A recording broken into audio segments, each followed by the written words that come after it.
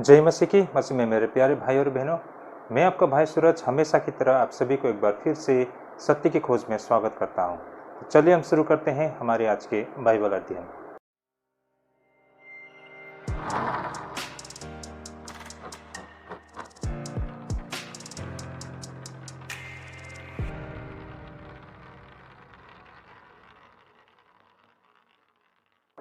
एक बार फिर से स्वागत है आप सभी को सत्य की खोज में भाई और बहनों। आज का जो हमारा बाइबल अध्ययन करने का रहेगा वो पहला कोरिन्थी 5 अध्याय 9 से लेकर 13 पद तक रहेगा। काफ़ी रोचक विषय है भाई और बहनों। इससे पहले के जितने भी हमारे अध्ययन है आप हमारे प्लेलिस्ट से देख सकते हैं। हम बिल्कुल व्यवहारिक शिक्षा और बिल्कुल इसे हम बिल्कुल सरल तरीके से आपके समक्ष लेके आते हैं, पूरे सत्य और तथ्य के साथ भाई और बहनों। और ये भी हमारा कोशिश रहता है कि हम बिल्कुल chapter to chapter, verse to verse Bible अध्ययन करें। हमने शुरू की थी मत्ती रचित सुसमाचार से, आज आके हम पहुंचा है आपका पहला कोरिन्थियों में। तो भाई और बहनों, हम बिल्कुल सरल भाषा में बाइबल की वो जटिल रहस्य को आपके समक्ष लेके आने के लिए हम प्रयास कर रहे हैं। तो अंत तक बने रहिएगा, बिना स्किप करके देखिए भाई और बहनों। और आज का जो हमारा विषय रहेगा वो है चर्च में दुष्ट सदस्यों को अपने बीच से दूर करना। भाई और बहनों, हर कलीसिया, हर चर्च में हमें दिखाई पड़ता है कुछ ऐसे सदस्य जो बहुत ही बुरे और दुष्ट होते हैं, जो दुष्ट काम किया करते हैं।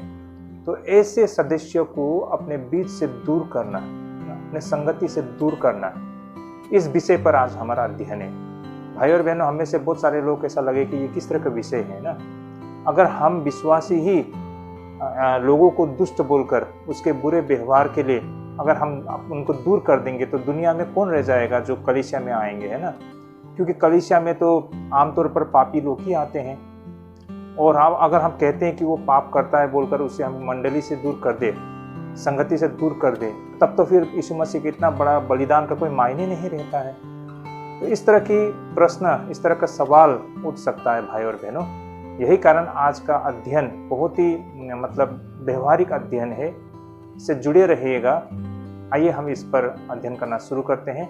सबसे पहले हम वचन को पढ़ लेते हैं, उसके बाद इस विषय पर हम चर्चा करना शुरू करते हैं। तो आइए हम सबसे पहले वचन को पढ़ लेते हैं। पहला कोरिन्थी 5 अध्याय 9 से लेकर 13 पद तक। यहाँ पर वचन इस प्रकार लिखा है, मैंने अपनी पत्री में तुम्हें लिखा है कि व्यभिचार की संगति न करना। यह नहीं कि तुम बिल्कुल इस जगत के व्यभिचारी या लोभियों या अधेर करने वालों या मूर्ति पूजक की संगति न करो, क्योंकि इस दशा में तो तुम्हें जगत में से निकल जाना ही पड़ता। मेरा कहना यह है कि यदि कोई भाई कहलाकर व्यभिचारी या लोभी या मूर्ति पूजक या गाली देने वाला या पियक्कड़ या अधेर करने वाला हो तो उसकी संगति मत करना, वरन ऐसे मनुष्य के साथ खाना भी न खाना, क्योंकि मुझे बाहर वालों को न्याय करने से क्या काम। क्या तुम भीतर वालों का न्याय नहीं करते, परंतु बाहर वालों का न्याय परमेश्वर करता है। इसलिए उस कुकर्मी को अपने बीच में से निकाल दो। ओके, आमेन। यहाँ पर बहुत सारे बातें हमको दिखाई पड़ती है। सबसे पहले क्या बताया गया यहाँ पर पहला कोरिन्थी 5:9 में, मैंने अपनी पत्री में तुम्हें लिखा है, ऐसा बताया गया है ना। कहने का तात्पर्य इस पत्री से भी पहले प्रेरित पौलुस ने दूसरा पत्री, कोई भी दूसरा पत्र लिखा है, वो जिस पत्री में उन्होंने व्यभिचारियों के साथ संगति न करने के विषय में बताया गया है, वो उसी पत्री का यहाँ पर प्रेरित पौलुस वर्णन कर रहे हैं ना। तो भाई और बहनों, आप इस बात को समझ पा रहे होंगे। आगे हम यहाँ पर ये भी देख पाते हैं कि प्रेरित पौलुस बोलते हैं कि जगत के व्यभिचारियों, लोभियों, अधेर करने वालों या मूर्ति पूजक की संगति न करो, क्योंकि इस दशा में तो तुम्हें जगत में से निकल जाना ही पड़ता।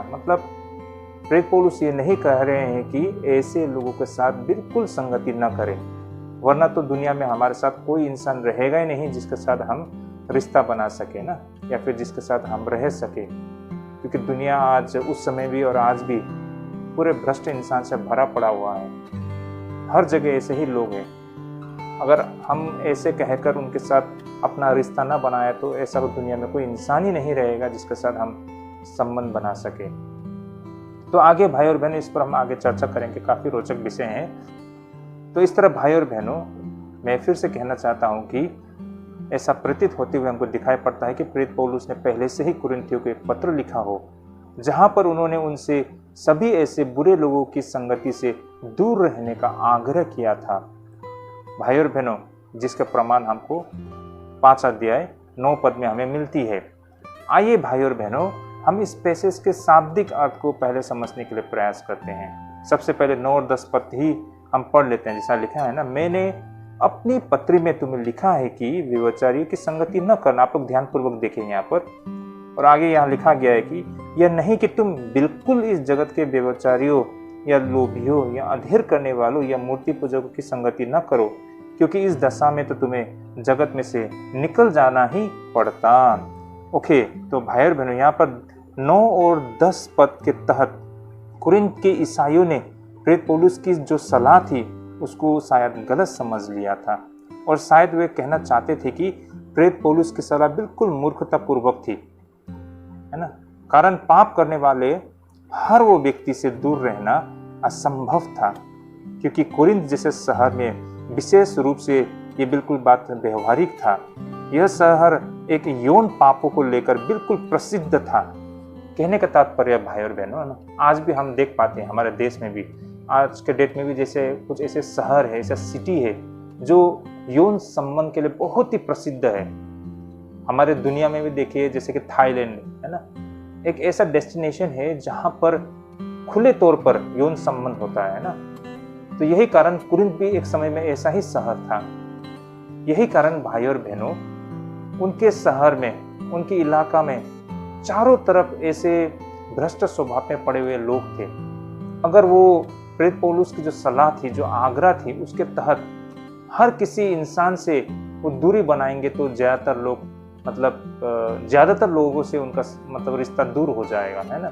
और ये असंभव हो जाएगा कि समाज में, दुनिया में वो जीवित रह पाए, क्योंकि इंसान को हर चीज का जरूरत पड़ता है ना। तो ऐसे में ये बिल्कुल प्रेरित पौलुस का जो सलाह थी ये व्यवहारिक नहीं था। उनका जो सलाह था शायद लोगों को मूर्खतापूर्वक लग रहा था, क्योंकि वो लोग समझ नहीं पा रहे थे कि प्रेरित पौलुस क्या कह रहे हैं। और यही कारण यहाँ पर प्रेरित पौलुस इन्हीं बातों को बता रहे हैं ना, कि ऐसा नहीं कि हर ऐसे व्यभिचारी, ऐसे बुरे इंसान के साथ में आपको रिश्ता बनाने की जरूरत नहीं है। ऐसा कहने का बिल्कुल प्रेरित पौलुस का मतलब नहीं था। तो यहाँ पर सीधी सीधी बात है, प्रेरित पौलुस बोल रहे हैं कि उनका ये कहना बिल्कुल नहीं है कि ऐसे हर एक भ्रष्ट लोगों से हमें दूरी बना के रखना है। आगे हम 11 और 12 पद को हम समझने के लिए प्रयास करते हैं। 5 अध्याय 11 और 12 पद में इसे पढ़ लेता हूँ। जैसा लिखा है, मेरा कहना यह है कि यदि कोई भाई कहलाकर व्यभिचारी या लोभी या मूर्ति पूजक या गाली देने वाला या पियक्कड़ या अधेर करने वाला हो तो उसकी संगति मत करना, वरन ऐसे मनुष्य के साथ खाना भी न खाना, क्योंकि मुझे बाहर वालों का न्याय करने से क्या काम, क्या तुम भीतर वालों का न्याय नहीं करते। तो भाई और बहनों, यहाँ पर अब बात बिल्कुल स्पष्ट होता है जब हम 11 और 12 पद को पढ़ते हैं। यहाँ पर प्रेरित पौलुस बताते हैं कि वह उन लोगों के विषय में बातें कर रहे थे जो खुद को ईसाई कहते थे। उनका तात्पर्य उन ईसाइयों से था जो पाप से भरा हुआ था, भ्रष्ट स्वभाव से लिप्त थे। प्रेरित पौलुस ने इस विषय पर कुछ बातें बताई ना। ऐसे जो भ्रष्ट स्वभाव वाले जो विश्वासी सो कॉल्ड क्रिश्चियंस ना, जो अपने आप को विश्वासी कहते हैं, ईसाई कहते हैं, ऐसे भ्रष्ट लोग, उनके विषय में ये बता रहे हैं। जैसे कि वो बता रहे हैं कि पहला तो यौन पाप, यौन पाप जो करते हैं, ये किसी व्यक्ति के वास्तविक स्वभाव के बिल्कुल विपरीत थे भाई और बहन ना। ये बिल्कुल उसके स्वभाव का विरुद्ध पाप था। वो लोगों से जानवरों जैसा व्यवहार किया करते थे। अपनी शारीरिक जरूरतों को पूरा करने के लिए किसी अन्य व्यक्ति का उपयोग वो क्या करते थे, बिल्कुल स्वार्थी और गलत तरीके से। आगे भाई और बहनों, यहाँ पर लालच यानी कि लोभ और लालच के विषय में बताया गया है ना। जैसे कि वे भूल गए थे कि अन्य सभी विश्वासी जन उसके लिए भाई और बहन की तरह है ना। उन्हें उनसे चोरी नहीं करनी चाहिए, बल्कि इसके बजाय उन्हें उनसे प्रेम करना चाहिए और उनकी सेवा करनी चाहिए। भाई और बहनों, ईसाई विश्वास में पाने के बजाय देने में आनंदमय होना चाहिए, है ना। हम विश्वासी खुद को पाने से ज्यादा हम देने में विश्वास करते हैं ना। हमें खुद के लिए स्वार्थी होने से ज़्यादा हमें दूसरों से बांटने में हमें अच्छा लगता है। ये ईसाई सिद्धांत है भाई और बहनों। लेकिन कुछ लोग विश्वासी होते हुए भी वो इतना लोभी होते हैं, इतने लालची होते हैं भाई और बहनों। ऐसे भ्रष्ट स्वभाव वाले विषयों के विषय में प्रेरित पौलुस बता रहे हैं। तीसरा विषय, झूठे देवताओं की आराधना करना। ये एकमात्र वास्तविक परमेश्वर का विरुद्ध घोर पाप होगी भाई और बहनों, है ना। यदि कोई व्यक्ति परमेश्वर की आराधना नहीं करता है तो वो किसी चीज या वस्तु या फिर किसी और की आराधना किया करता है।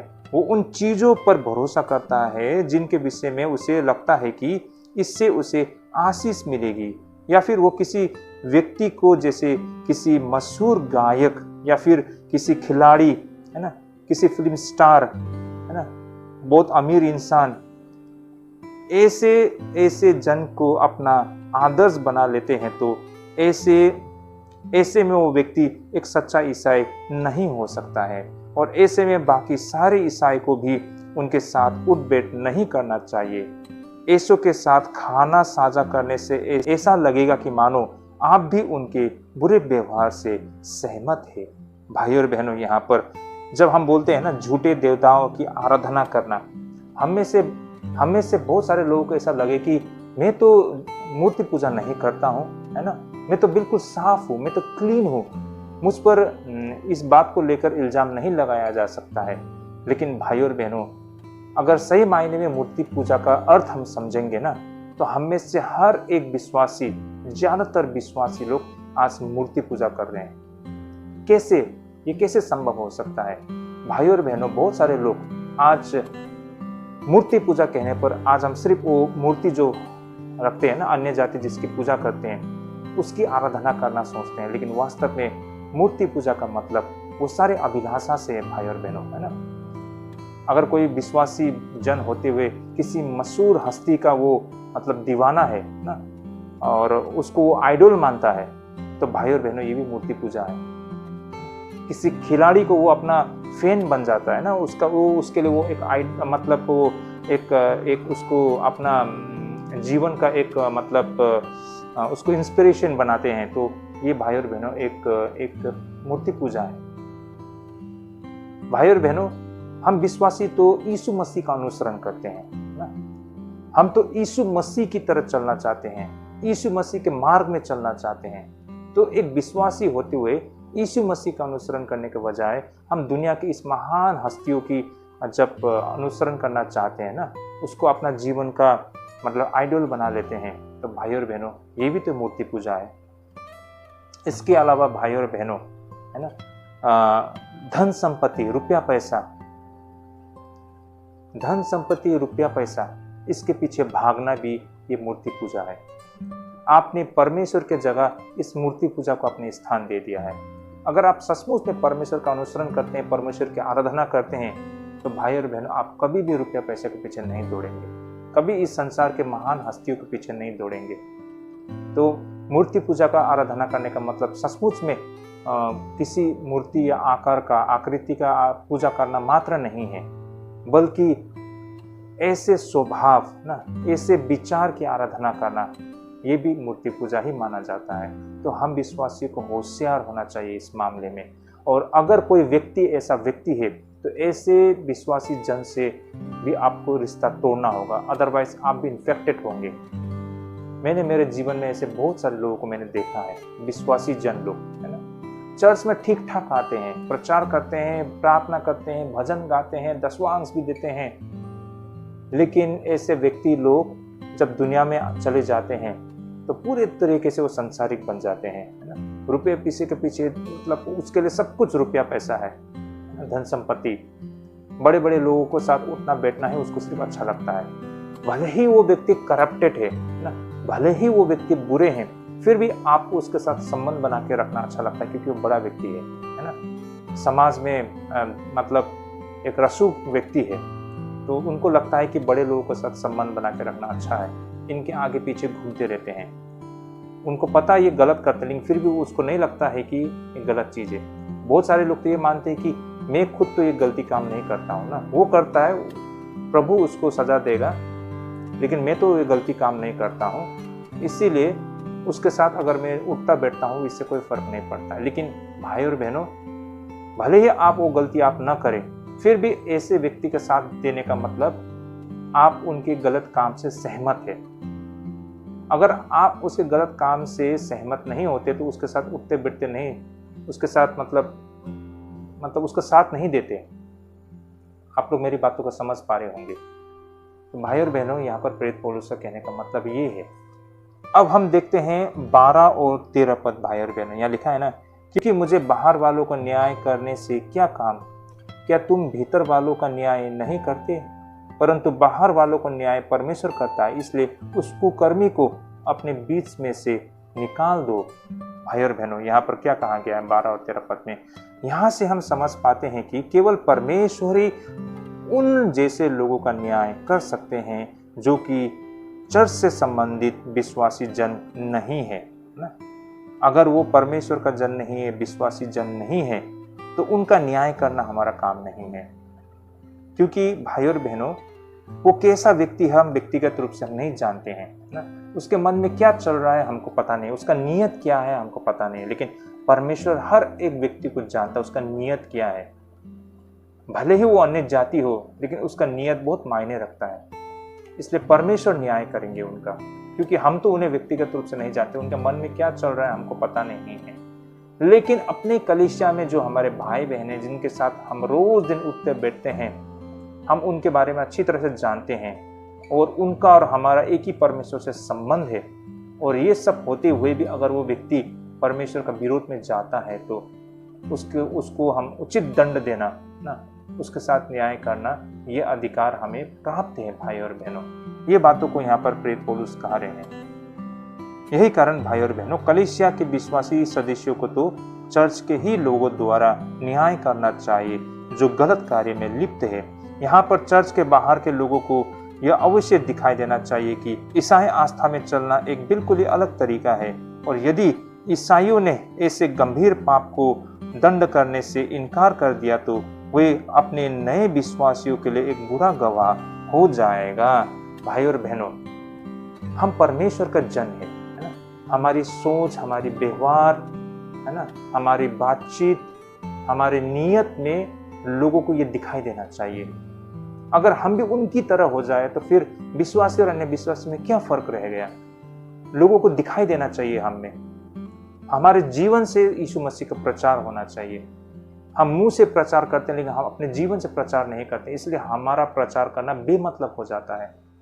हमारा जीवन से हमें प्रचार करना होता है। भाई और बहनों, ये लोगों को दिखना चाहिए। हमने लोगों को ये दिखना चाहिए ना, ये व्यक्ति क्यों ऐसा है, हाँ ये तो ईसाई है इसलिए ये ऐसा है ना।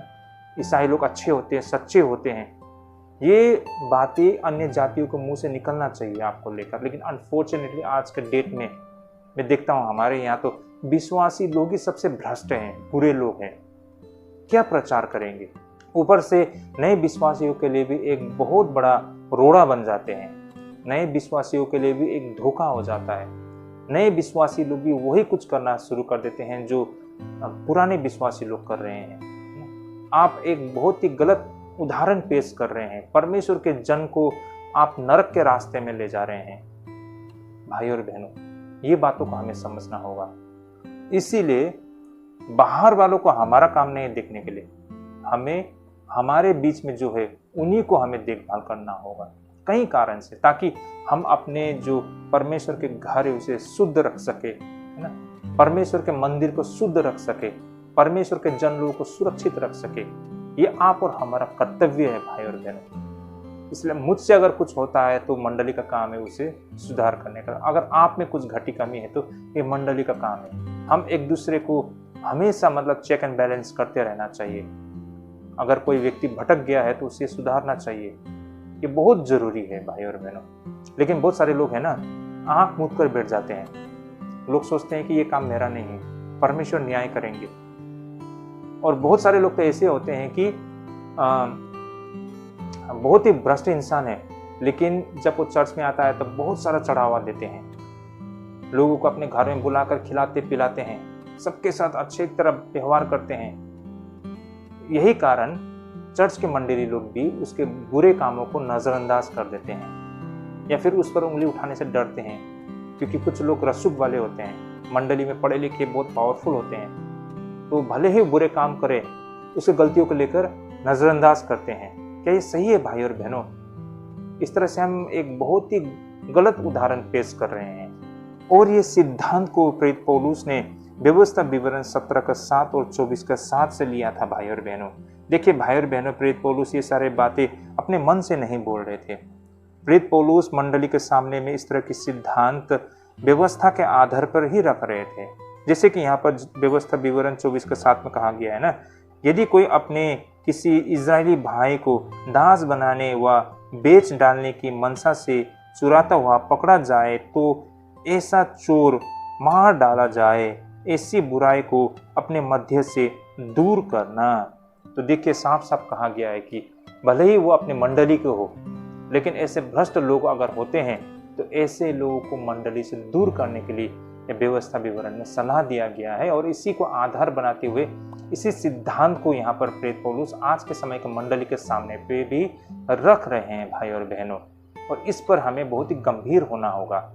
तो भाई और बहनों, इस तरह हमने जो अभी पैसेज पढ़े हैं, पहला कोरिन्थी 5 अध्याय 9 से लेके 13 पद तक में भाई और बहनों, इस पैसेज से जो मोटा मोटी हमें जो बात समझ में आती है ये इस प्रकार है कि कोरिन्थ के ईसाई विश्वासियों को चर्च से ऐसे दुष्ट लोगों को बाहर कर देनी चाहिए।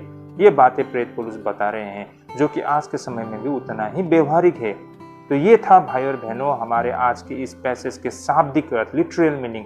चलिए अब हम आज के इस पैसेज के वास्तविक अर्थ को समझने का प्रयास करते हैं। तो आइए भाई और बहन, हम शुरू करते हैं इस वास्तविक अर्थ के जो मुख्य बिंदु को समझने के लिए। जैसे कि इसकी शुरुआत उस पत्री से होता है जहां पर उन्होंने उनसे सभी बुरे लोगों को मंडली से दूर रखने का आग्रह किया था, और इसका संदर्भ मात्र मंडली के ईसाई विश्वासियों से था। ये बात हमको पहली स्पष्ट होना पड़ेगा, है ना। यहाँ पर जो हर एक भ्रष्ट इंसान से विश्वासियों को दूर रहने के लिए जो सलाह या आग्रह किया गया है, इनफैक्ट ये आज के समय भी आप और हम पर भी उतना ही लागू होता है।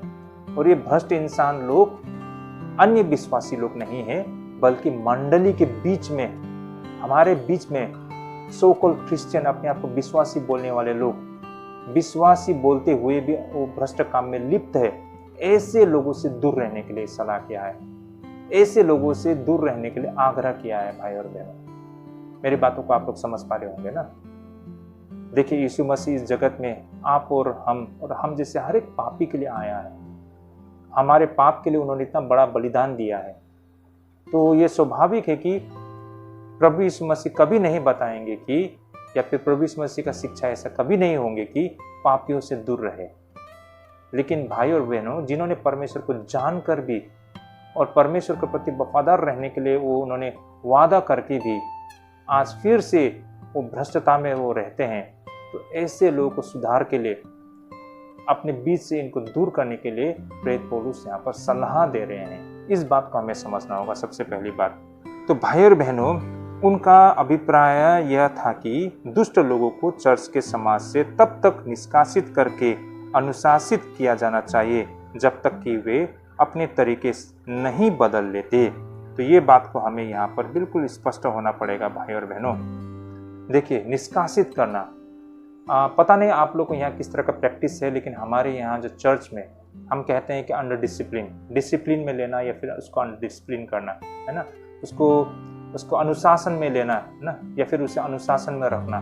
अगर कोई व्यक्ति चर्च के नियम को तोड़ता है, मतलब परमेश्वर की आज्ञा को तोड़ता है, गंभीर पाप करता है, तो उसे मंडली से मतलब टेम्पररी उसको सस्पेंड किया जाता है ना, उसे अंडर डिसिप्लिन में रखा जाता है।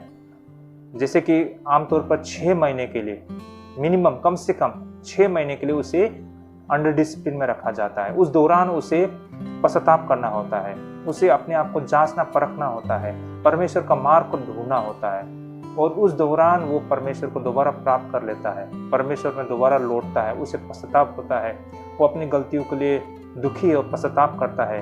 तो मंडली उसके ऊपर विचार करके दोबारा उसको फिर से एक एक्टिव मेंबर के हिसाब से ना उसे वापस ले लेते हैं, अथवा उसको रहने देते हैं वहीं पर जब तक वो पश्चाताप नहीं करते हैं। तो ये नियम हमारे यहाँ बहुत ही मतलब व्यवहारिक है, हर जगह चलता है। मान लीजिए किसी ने नियम के बाहर विवाह कर लिया ना, अन्य जाति के साथ विवाह कर लिया अपने मर्जी से, या फिर अगर कोई व्यक्ति मतलब चोरी करता है, मतलब व्यभिचार करता है, मतलब ऐसे कोई भी गंभीर पाप करता है तो उसको अंडर डिसिप्लिन में रखा जाता है। और किसी किसी को तो एक्स कम्युनिकेट, बिल्कुल निष्कासित ना, परमानेंटली गिरजा से निकाल भी देते हैं अगर वो बिल्कुल गंभीर पाप करते हैं और पश्चाताप नहीं करते हैं तो इस तरह का नियम हमारे यहाँ है जो बाइबल के वचन के आधार पर ही है। और ये सब करना बहुत जरूरी है ताकि मंडली को डिसिप्लिन में रखे, परमेश्वर के मार्ग में बनाए रखे।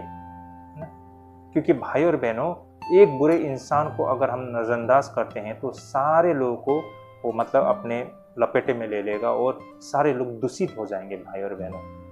लेकिन भाई और बहनों, कुछ कुरिन्थियों ने इसे पूर्ण रूप से निषेध कर दिया था। और निसंदेह इस तरह की निषेध केवल तभी देखा जा सकता है जब वे खुद को दुनिया से पूरी तरह से अलग कर लेते हैं। लेकिन यह भी सच था कि कुरिन्थ जैसे जगह में उन लोगों के साथ सामान्य रोजमर्रा के मामलों में शामिल हुए बिना सामान्य जीवन जीना असंभव होता, जिस तरह की जीवन को चर्च पूरी तरह से निंदा करती है। भाई और बहनों, इस बात पर हमने पहले भी चर्चा किया है ना। हमारे शहर में, हमारे दुनिया में, हमारे चारों, हमारे गांव समाज में हमको मतलब हर प्रकार के लोग दिखाई देता है ना। तो ज्यादातर लोग आज के समय में भ्रष्ट लोग हैं और हम उनसे मतलब वो भ्रष्ट है बोलकर उनसे हम बिल्कुल अपना रिश्ता ही नहीं लगाएंगे तो ऐसा हो जाएगा कि मतलब हम जीवित ही नहीं रह पाएंगे। क्योंकि उनके भी हमारे लिए मतलब उनका भी हमें जरूरत पड़ता है ना। मान लीजिए किसी के यहाँ आप नौकरी करते हैं, आपके मालिक बहुत भ्रष्ट है उसके मतलब निजी जीवन में, है ना, वो व्यभिचार करता है या फिर वो कुछ भी करता है अपने निजी जीवन में, और आपको लगता है कि व्यक्ति बहुत भ्रष्ट है और आप उससे दूर रहना चाहते हो, फिर क्या होगा? आपकी जॉब चली जाएगी, है ना। मान लीजिए आप दुकानदार हो, आपके दुकान में हर प्रकार के लोग आते हैं और अगर मानते हो कि वो भ्रष्ट इंसान है इसलिए आप उसको आपके दुकान के सामान बेचना नहीं चाहते हो, इससे क्या होगा? आपके दुकान में कोई ग्राहक नहीं आएगा। तो ये तो असंभव है ना भाई और बहनों। तो भाई और बहनों, यहाँ पर ऐसे लोगों के विषय में प्रेरित पौलुस नहीं कह रहे हैं, है ना। हम लोग ये बात को समझ गए होंगे। तो यही कारण भाई और बहनों, यहाँ पर प्रेरित पौलुस का ये मतलब बिल्कुल नहीं था। उन्होंने कभी भी ऐसे ईसाई विचार को सिफारिश नहीं की होगी जो दुनिया से अलग हो जाए, बल्कि यह देखना बहुत दिलचस्प है कि वो दुनिया के विशिष्ट 3 पापों को चुनता है और वो लोगों के 3 वर्ग को बताते हैं। पहला तो व्यभिचार भाई और बहनों, जैसे कि हमने 9 और 10 पद में हमने देखा है, जो कि ढीली नैतिकता के दोषी लोग थे, यानी कि बिल्कुल लूज कैरेक्टर ना। अब यहाँ पर केवल ईसाई धर्म ही शुद्धता की गारंटी दे सकता है। यौन अनैतिकता का मूल कारण लोगों के प्रति गलत दृष्टिकोण है। अंततः यह इंसान जानवर की तरह हो जाती है। अब यहाँ पर प्रेरित पौलुस का कहना है कि जो जुनून और प्रवृत्ति उन जैसे जानवरों से जैसा इंसान के साथ साझा करते हैं, उन्हें बेशर्मी से निपटा जाना चाहिए, जो दूसरे व्यक्ति को केवल एक साधन के रूप में मानता है जिसके माध्यम से वह संतुष्टि प्राप्त की जा सके। लेकिन भाई और बहनों, ईसाईयत में हम देख पाते हैं कि मनुष्य को तो ईश्वर के संतान माना गया है और ठीक इसी कारण से मनुष्य को एक ऐसे प्राणी के रूप में मानते हैं जो दुनिया में रहता है लेकिन जो हमेशा इससे परे देखता है। एक ऐसा व्यक्ति जो अपने जीवन को पूरी तरह से भौतिक आवश्यकताओं और इच्छाओं से निर्धारित नहीं करता, और एक ऐसा व्यक्ति जिसके पास एक देह भी है लेकिन एक आत्मा भी है। यही कारण यदि मनुष्य स्वयं को और दूसरों को ईश्वर के पुत्र और पुत्रियां मानते हैं तो नैतिक शिथिलता स्वस्थ ही जीवन से दूर हो जाएगी।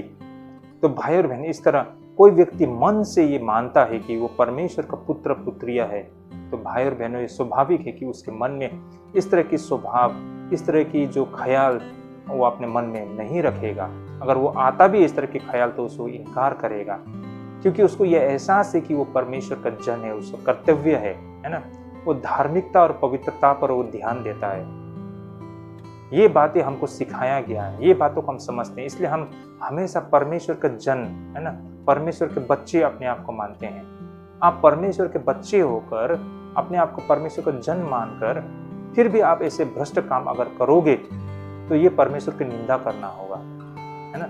और ऐसे व्यक्तियों को अपने बीच से निकालना ही होगा भाई और बहनों, वरना इससे परमेश्वर की निंदा होती है। और दूसरी बात, इसका प्रभाव सारे अन्य विश्वासियों पर भी पड़ता है, विशेष करके नए विश्वासियों के ऊपर में। और तीसरी बात, एक बहुत ही बुरा गवाही होगा मसीह के प्रति, है ना, अन्य जातियों के बीच में भाई और बहनों।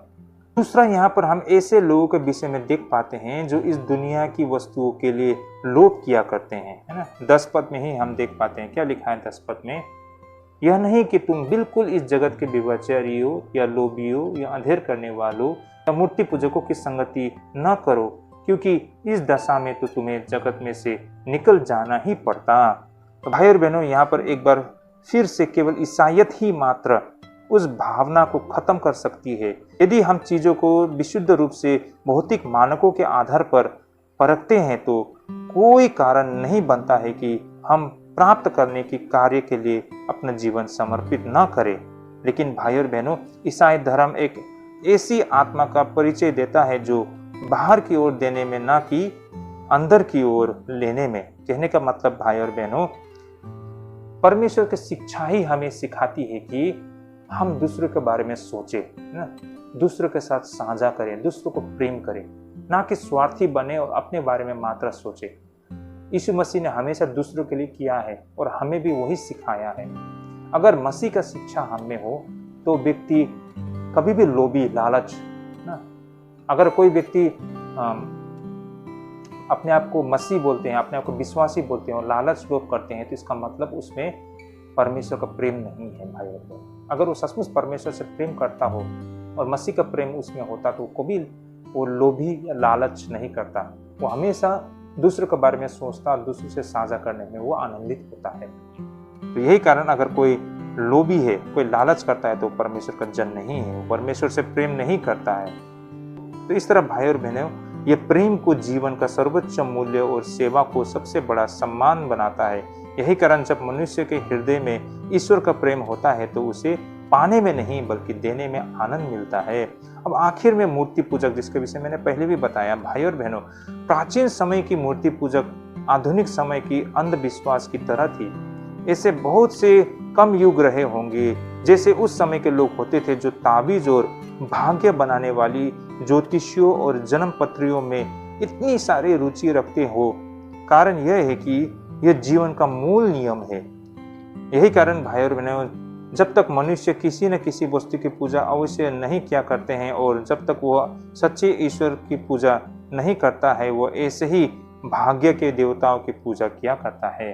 भाई और बहनों, ये बातें मैंने पहले भी बताया। अगर आप सचमुच परमेश्वर से प्रेम करते हो तो आपके मन में मूर्ति पूजा से संबंधित ऐसे कोई भी स्थान नहीं रहेगा, है ना। यही कारण भाई और बहनों, जब धर्म कमजोर होता है, अंधविश्वास मजबूत होता है।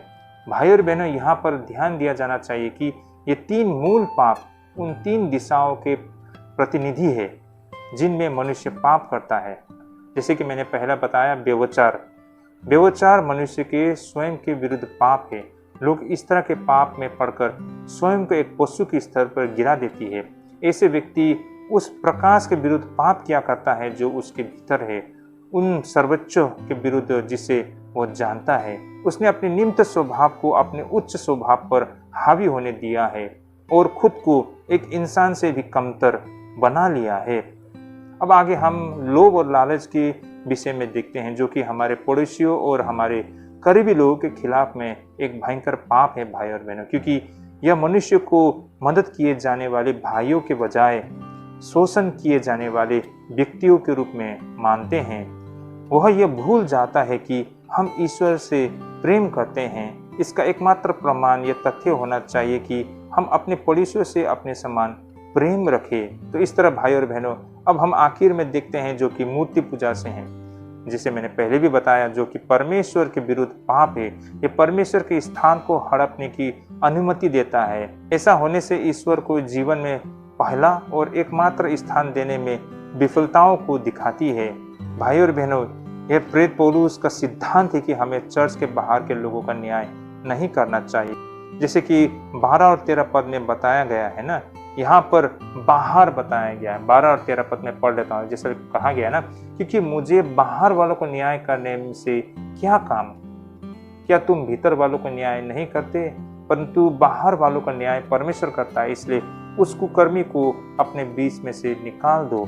यहाँ पर बाहर वाले बताया गया है। ये बाहर शब्द का प्रयोग जिस तरह किया गया है, यह एक यहूदी वाक्यांश था भाई और बहनों, जिसका उपयोग चुने हुए लोगों के, बाहर के लोगों का वर्णन करने के लिए किया जाता है। बाहर वाले बोलने से मतलब अन्य विश्वासी लोग, यहूदी लोग जो यहूदी समाज के बाहर के लोगों को बाहर वाले वो मानते हैं, है ना, तो उनके साथ उनका कोई संबंध नहीं है। एग्जैक्टली आज के डेट में भी हम विश्वासी लोग, हम जो सच्चे परमेश्वर की आराधना करते हैं और इसके अलावा जो दूसरे जो संसारिक लोग हैं, उनके साथ हमारा कोई रिश्ता नहीं है, मतलब उनके साथ हमारा कोई तुलना नहीं है भाई और बहनों। कहने का मतलब ये है। और यही कारण भाई और बहनों, ये बाहर वालों का न्याय परमेश्वर पर छोड़ देना चाहिए, जो अकेले ही मनुष्य के दिलों को जानता है। लेकिन चर्च के भीतर के व्यक्ति के पास विशेष अधिकार है और इसलिए विशेष जिम्मेदारी भी है।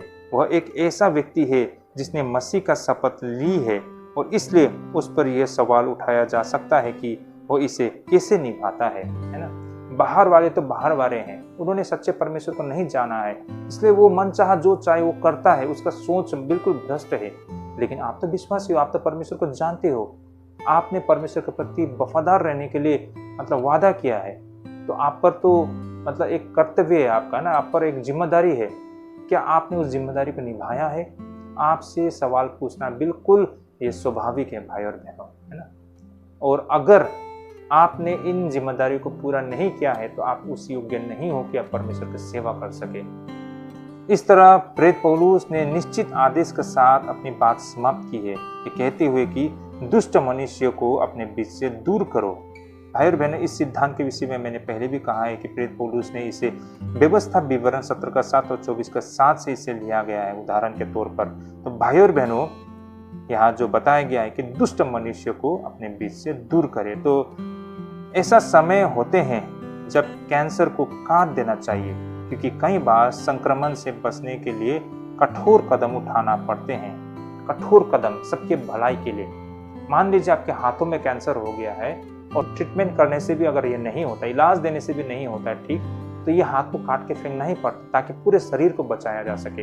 अगर आप बोलते हो कि ये हाथ को मैं नहीं काटूंगा, ये मेरा शरीर का भिन्न अंग है, इस हाथ के बिना मैं नहीं रह पाऊंगा, ये हाथ से मैं बहुत प्यार करता हूँ, तो क्या होगा, ये हाथ का जहर, ये संक्रमण पूरे शरीर में फैल जाता है और एक दिन ये हाथ आपके शरीर को भी लेके चला जाता है ना, आप मर जाओगे। लेकिन आप जिंदा रहना चाहते हो तो आपको सेक्रीफाइस करना पड़ेगा। ये हाथ संक्रमित हो चुका है, इसे काट के फेंकना होगा अपने शरीर में फैलने से पहले। ये कैंसर और पाप भी एक कैंसर है भाई और बहनों ना। हमारे बीच में कोई ऐसे सदस्य जो बहुत ही भ्रष्ट है, मैंने खुद देखा मेरे मंडली में बहुत सारे विश्वासी जन लोग, मंडली में उसको जिम्मेदारी भी दिया गया बिना सोचे समझे, और वो व्यक्ति बहुत ही व्यभिचारी व्यक्ति है ना, बहुत ही गंदी नजर रखने वाले। और उसने क्या किया है कि उसी के तरह के जो लोग हैं मंडली में, बाकी लोग पुरुष लोग, उसको भी एक साथ अपने साथ ले लिया। एक साथ बैठ के शराब पीते हैं, एक साथ बैठ के लुच्चापन करते हैं, और इसका इफेक्ट धीरे धीरे पूरे मंडली पर पड़ना शुरू हो गया। जब बहुत देर हो गया उसके बाद उसको ऊपर में एक्शन लिया गया, तब तक बहुत देर हो चुका था। इसने पूरे मंडली पर असर किया, है ना। मंडली टूटने के कगार में पहुंच गए, लोगों के बीच में विभाजन होना शुरू हो गया। बिल्कुल शुरुआती दौर में भी उसके साथ कठोर होता तो शायद वो अकेले थे, उसको मतलब उस पर काबू पाया जा सकता था, लेकिन बहुत देर हो गया, इसका वजह से पूरे मंडली पर इसका असर हो गया भाई और बहनों। लेकिन भाई और बहनों, यहाँ पर ये किसी को चोट पहुंचाने की इच्छा से या फिर अपनी शक्ति दिखाने की इच्छा से नहीं है जो प्रेरित पौलुस को प्रेरित करती है, बल्कि यह तो किसी भी पादरी या चर्च के अगुवा का इच्छा है कि वह अपने नवजात चर्च को दुनिया के लगातार बढ़ते संक्रमण से बचाए। तो भाई और बहनों, यहाँ पर प्रेरित पौलुस जो भी बातें बोल रहे हैं, ये कोई मतलब रिवेंज के लिए ना, मतलब बदला लेने के लिए इस तरह की सोच रखकर ये बातें नहीं कह रहे हैं। मंडली में भी किसी को इस तरह से किसी दूसरे मतलब सदस्य के ऊपर में नहीं करना चाहिए, बल्कि उसके भलाई के लिए, उसकी अच्छाई के लिए ऐसे लोगों को अपने से दूर रखना बहुत जरूरी है। भाई और बहनें, ये बिल्कुल इस तरह है कि एक पादरी अपने कलीसिया की सुरक्षा के लिए जिस तरह वो आगे बढ़ता है ना, उसी तरह है भाई और बहनें। यहाँ पर प्रेरित पौलुस जो भी बातें बता रहे हैं एक कलीसिया के पादरी की तरह है ना। एक कलीसिया के पादरी अपने कलीसिया की सुरक्षा के लिए एक कठोर कदम उठाते हैं। एग्जैक्टली प्रेरित पौलुस यही कुछ यहाँ पर कर रहे हैं। तो भाई और बहनों, आज का अध्ययन यही है। हमने यहाँ से यही बात समझा है कि कलीसिया है, यहाँ पर हर प्रकार के लोग आते हैं, इंसान में हर प्रकार की भ्रष्टता होती है, लेकिन उसे शुरुआत में ही उसके भ्रष्ट स्वभाव से निपटना बहुत जरूरी है। अगर उसे हम नजरअंदाज करते हैं तो भाई और बहनों, आगे जाके इसे संभालना बहुत मुश्किल पड़ता है। और कोई व्यक्ति वो सुधरना नहीं चाहते हैं, बदलना नहीं चाहते हैं, तो ऐसे लोगों को अपने से दूर कीजिए ताकि उन्हें सीमित किया जाए और बाकी मंडली पर इसका असर न हो ना, एक बुरा उदाहरण न जाए। ये कठोर कदम उठाना बहुत जरूरी है भाई और बहनों, सारे मंडली के लिए भी और खुद उस बंदे के लिए भी। जब उस व्यक्ति को मंडली से या संगति से दूर रखा जाता है तो उसे एहसास होता है और एक दिन वो पश्चाताप करके जब वापस लौटता है तो परमेश्वर की आराधना करने के योग्य हो पाता है ना। लेकिन उसे नज़रअंदाज करके उसको हम मंडली में रखे रहते हैं, उस पर हम कोई एक्शन नहीं लेते हैं, तो एक दिन उसका जीवन भी तबाह हो जाएगा और मंडली के ऊपर भी बहुत बड़ा इसका असर होता है। इसलिए कलीसिया में अनुशासन होना बहुत जरूरी है भाई और बहनों। और ऐसे कुछ भी जो मंडली में अगर होते हैं ना, जो वचन का खिलाफ है, मसीह के खिलाफ है, तो इस पर मंडली को बहुत ही चौकस होकर इस पर एक्शन लेना बहुत जरूरी है। तो ये था भाई और बहनों प्रेरित पौलुस का कहने का मतलब कि जो दुष्ट स्वभाव के लोगों को संगति से दूर रखने का मतलब। आई होप कि अध्ययन हम सबके लिए बहुत ही लाभदायक रहेगी। अगर आप लोगों को लगता है कि ये बहुत ही हेल्पफुल है तो जरूर इस अध्ययन को अपने फ्रेंड रिलेटिव सभी के साथ शेयर कीजिए।